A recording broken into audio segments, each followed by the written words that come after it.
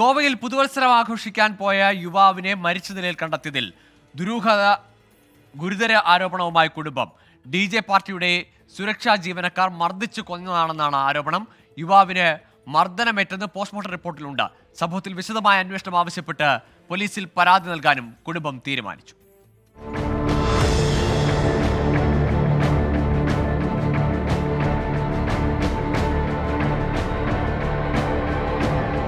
ഗോവയിലെ ബാംബുലി മെഡിക്കൽ കോളേജിൽ നടത്തിയ പോസ്റ്റ്മോർട്ടത്തിലാണ് സഞ്ജയ്ക്ക് നെഞ്ചിലും പുറത്തും മർദ്ദനമേറ്റെന്ന് കണ്ടെത്തിയത്.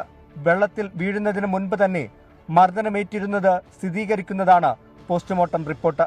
മരണകാരണം രാസപരിശോധനാ ഫലം ലഭിച്ചതിന് ശേഷമേ വ്യക്തമാകൂ. ഈ സാഹചര്യത്തിലാണ് ഗുരുതര ആരോപണവുമായി ബന്ധുക്കൾ രംഗത്തെത്തിയത്. DJ പാർട്ടിക്കിടെ സ്റ്റേജിൽ കയറിയതിന് സുരക്ഷാ ജീവനക്കാർ മർദ്ദിച്ചു കൊന്നെന്നാണ് ആരോപണം. വിശദമായ അന്വേഷണം വേണമെന്നാണ് കുടുംബത്തിന്റെ ആവശ്യം. കേരള പോലീസിൽ പരാതി നൽകും. നിലവിൽ ഗോവൻ പോലീസാണ് കേസ് അന്വേഷിക്കുന്നത്. ഇത് ശക്തമായിട്ട് ഇതിൽ രംഗത്തുകൊണ്ട് ഇനി ആർക്കും ഇത് ഉണ്ടാകാൻ പാടില്ല. ഇത് ഏതായിട്ട് എങ്ങനെയെങ്കിലും അന്വേഷിക്കാനുള്ള സെറ്റപ്പ് മുഖ്യമന്ത്രിക്ക് പരാതി കൊടുക്കണം.